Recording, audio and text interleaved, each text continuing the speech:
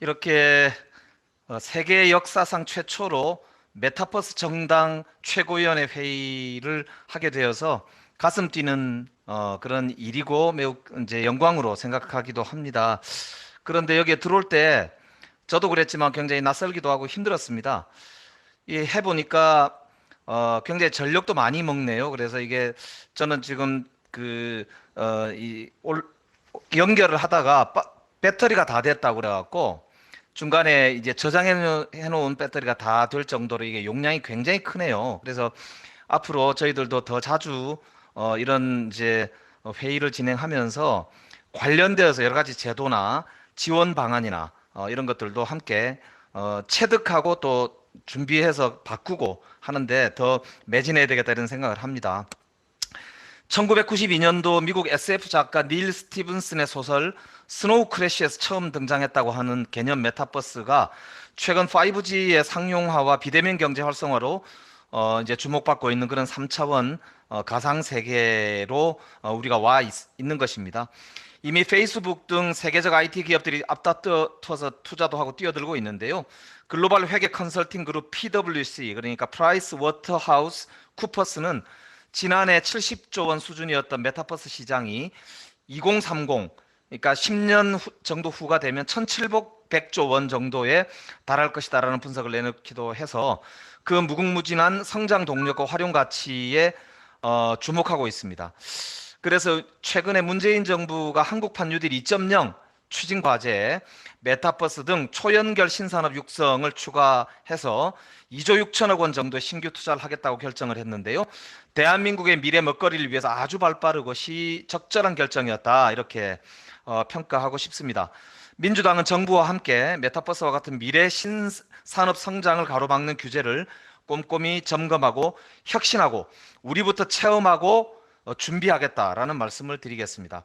또 공간에 있어서 재산권 보장 등을 포함한 미래형의 법적 제도적 장치를 마련하는 데도 꼼꼼히 준비하겠다 이런 약속을 드리겠습니다.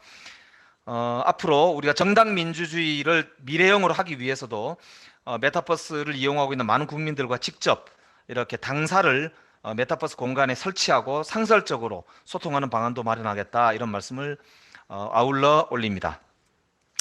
오늘 정부에서 광주 붕괴 사고에 대해서 정부 사고조사위원회가 조금 전에 조사 결과를 발표했습니다.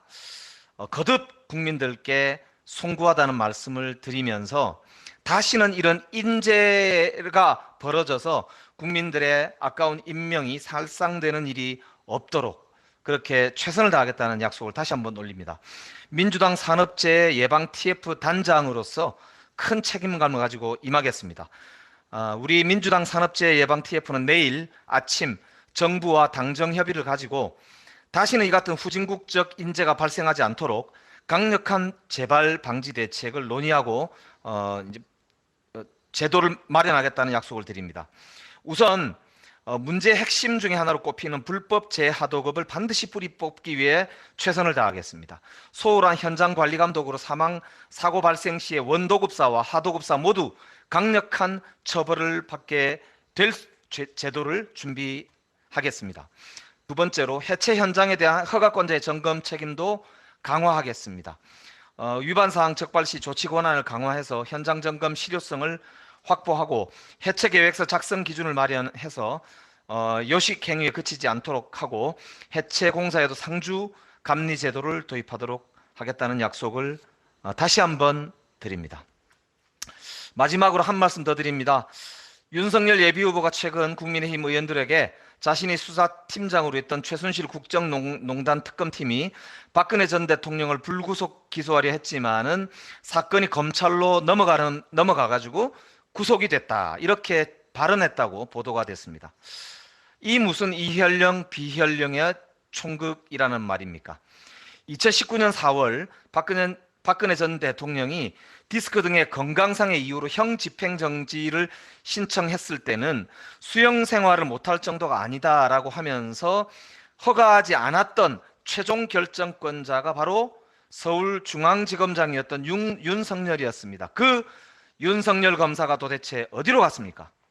촛불 혁명 과정에 박근혜를 구속해서 국민들에게 강력한 인상을 심어줬던 그 장본인 이 윤석열이 이제 정치인이 되어서 오히려 지지율이 땅을 뚫고 내려가자 자신이 수장이었던 검찰 조직의 책임을 떠넘기면서 친박표를 구걸하고 있는 모양새인 것입니다.